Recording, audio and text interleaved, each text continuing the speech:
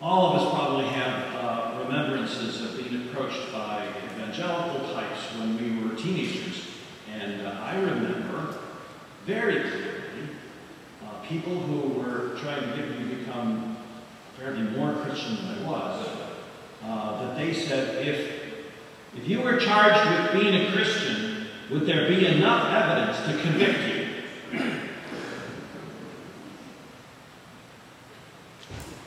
It's an interesting legal question.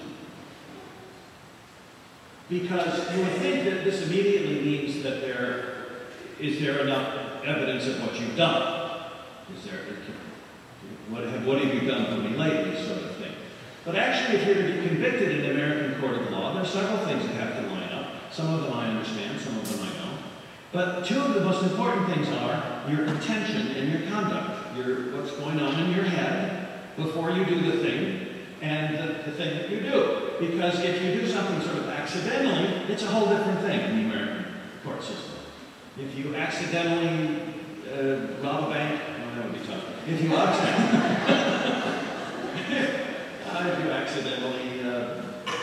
knock somebody down with your car, that's one set of ideas. But if you are really determined and you want to kill somebody with your car and you only end up knocking them over, that's a completely different set of things. And it's a lot more trouble. You're in a lot more trouble if you have intentions and conduct or if it's one or the other. So to be convicted as a Christian, if you were to come before a local magistrate and they would say, well, I hear you're a Christian, present the evidence. It would have to be both evidence of your intentions, which is difficult, and evidence of your actions, which is much easier to figure out. Now, Christians have long debated which is more important, and this is sometimes framed in the theological world as the divide between faith and works. It boils intentions and what goes on in your head boils down to the word faith, and your actions, your conduct, the things that you actually end up doing are boiled down to the word works. And that we have long tried to figure out the balance of these two things because in the framework of figuring out who we are and how other people are, this business of what goes on in our head and what goes on in the world outside of us is very important. And today's lectionary embodies this sort of tension between James, who says what you do is most important, and Jesus, who says it's the intentions, it's what's inside that's more important. And you would think that Jesus, in any debate between Jesus and James, that Jesus always wins, but it hasn't always been that way. Protestants have, in particular, been suspicious of what they call the works righteousness school. And the Protestants have usually been a little suspicious of Roman Catholics, because Roman Catholics tend to the make it until you fake it sort of thing. I mean, fake it until you make it sort of thing. Tend to do the thing, and that's very important. And Protestants have been suspicious of this right from the very beginning, from Martin Luther's days. And Martin Luther did not like the Gospel of James. He didn't, for most of his life, did not want it in the Bible. Thought it was, authenticity was suspect. And early on, he called it the Epistle of Straw, although he changed his mind later and said it was okay, but shouldn't be in the Bible. So Luther, the person who started the Protestant Reformation, had some problems with this works business. He was all about faith alone, just the faith business.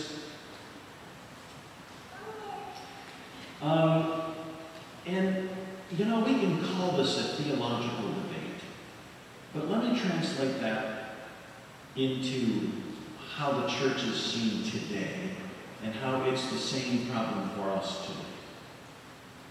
Because folks outside the church, and on Tuesdays, that's y'all, on folks outside the church seems to be a place where there is both strange intentions and hypocritical actions. That is, our intentions to the outside seem to be blind faith, seem to be irrational, and in a society that's based on reason, this is a problem. So from the outside, we are judged not only for our intentions, but for the fact that we don't live up to them. That we are hypocrites. That we say we want to love everybody, and we really just support the status quo. That we say we want to be good and kind and loving and, in fact, are often prejudiced and not so kind. So the church is being judged at every moment in our society by these two dimensions of our life together, intention and action. It turns out, therefore, that we need both of these things. We need James, we need Mark, to understand the full complexity of what this business of walking with God is about. Recently, we heard the story of something that happened on a French train. Alex Scarlatos, Spencer Stone, and Anthony Sadler were traveling in a train between Amsterdam and Paris when one of them heard glass breaking, and there was this guy with a couple of guns and knife, and they jumped up without thinking.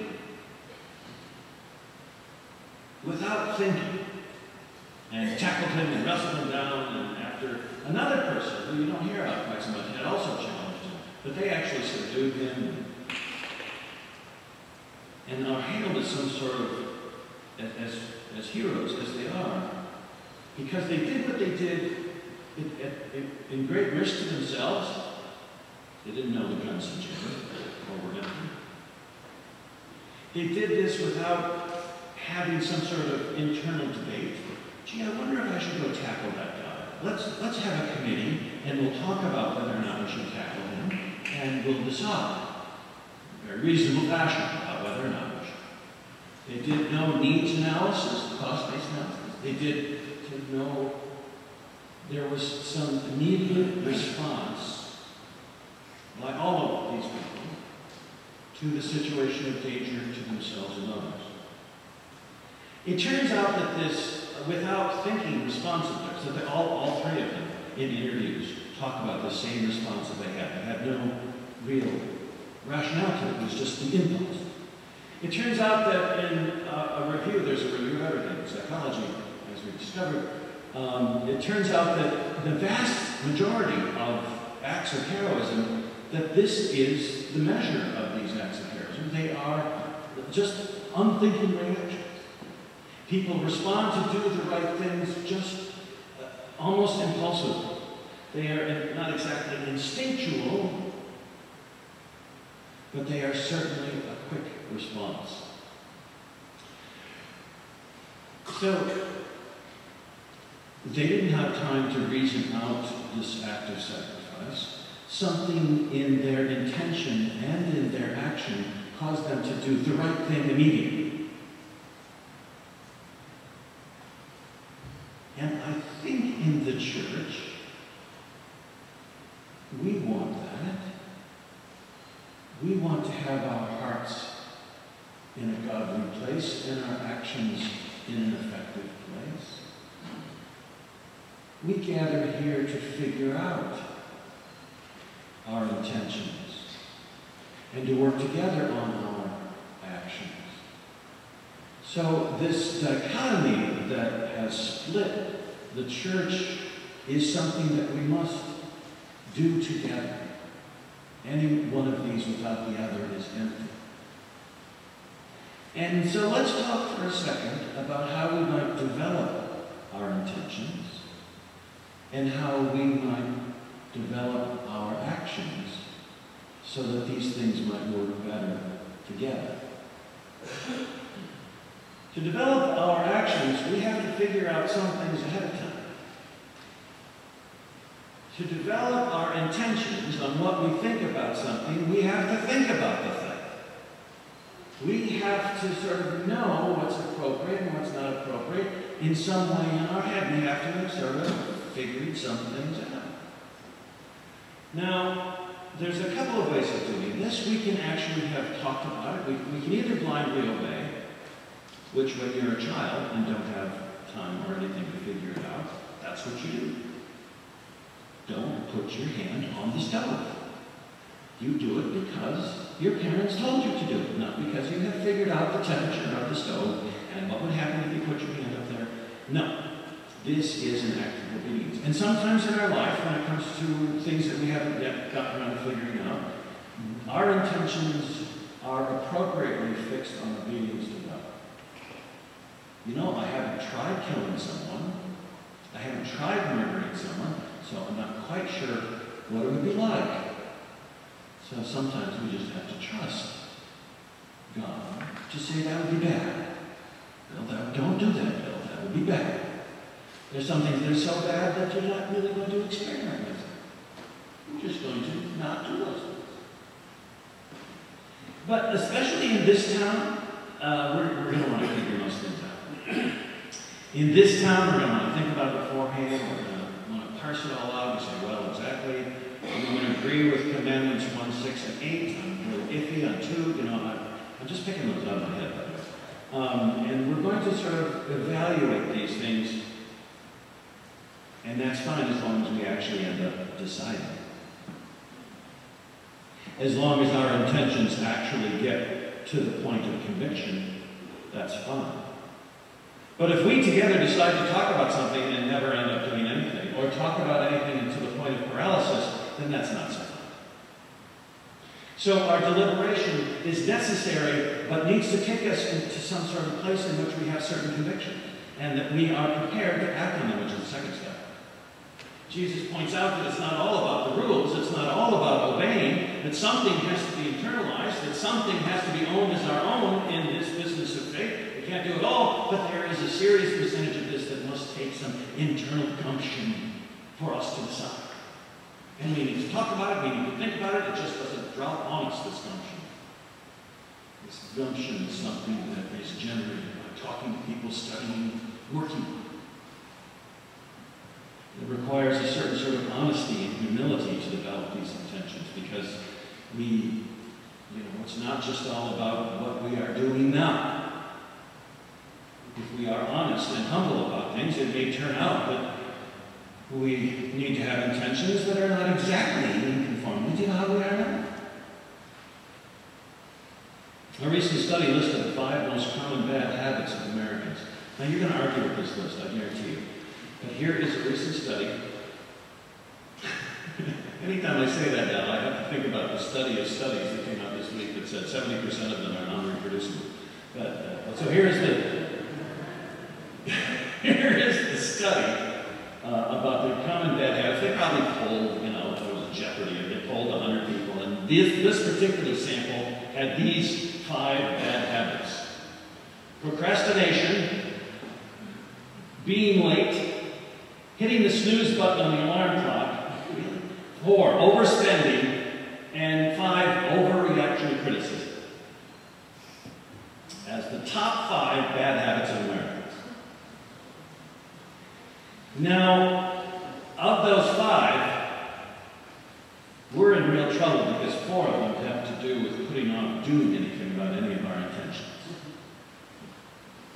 So even as Christians, if we get together and decide, we are all for racial equality. We are all about having honesty and integrity. And then, as it turns out, there is a very difficult place when it comes to actually doing anything about it, no matter how convicted our hearts might be. So it turns out that we are probably in the business of helping each other in this action business, that we shall conspire together to deepen our intentions and to act on our faith. The church has been in the business of doing that, but we have usually ended up trying to be a court where people would come and feel guilty because they know they were about to be convicted of not acting on their intentions. And we are inherently hypocritical because none of us does everything that we even intend to do. But instead of being the court, in which there's a high judge that stands up here 8 feet above ambiguity and passes judgment on all those that may come before the court, that we instead think of ourselves as a church to each other and to the world outside as personal trainers. That the church thinks of itself as personal trainers to each other and to the world. That we are not quite so in the business of judging the world and wagging our fingers, experience and punish it. But we are in charge of coaxing the world into actions appropriate to intentions. So, you want to have bigger biceps? Here's what you do. You do this, and you do it this way, and you keep your arm at this angle. And a part of this will have to do with encouragement. You can do it. Let's go. Come on. Let's do it. And when Abby goes to CrossFit and does all this stuff with the weights and everything, that's a big part of it. You go there, and you hear them yelling at each other, come on, you can do it. Let's go. All right. And we need to do a little bit more of that in the church. Come on, you can do it. There's hatred and prejudice, but we can get out there. We can fix it. We have made great progress, but we can change the world. So there shall be encouragement, and there shall be, here's the tough part for liberals, correction. There shall be the part where you say, you know, you're not quite doing it right. Your arm should be at this angle and not this angle, and you know, if you do it this way, it's going to be easier, you're going to build more muscles, and it's not in the case of you're going to go to hell, it's in the case of we want to be the best at this we can. Our actions need to be the most fulfilling effective as possible, and so this is how we do it. And we need to get better at that. We need to get better at correcting other people around us and ourselves in life. And forgiving. You know, it's not about the last breath, it's about the next breath. And training and practice. That we practice doing good. And we understand we might not get it right, so we're practicing. And just like a piano player or a fabulous singer, they do a great job. You make mistakes. You know, there's thousands of notes. There are tiny little notes, thousands of them, and never once will you get it all right. And yet, every time it gets a little bit better, and every time it gets a little bit better, and you are corrected and encouraged, and this practice gets us better. So we will practice Christianity. We will practice being disciples of Jesus. And we will rather constantly turn to each other and say, how am I doing? Would Jesus be okay with that? What do you think? And that we humbly build this life together in which we have deep convictions and intentions that are lived out in effective and meaningful action.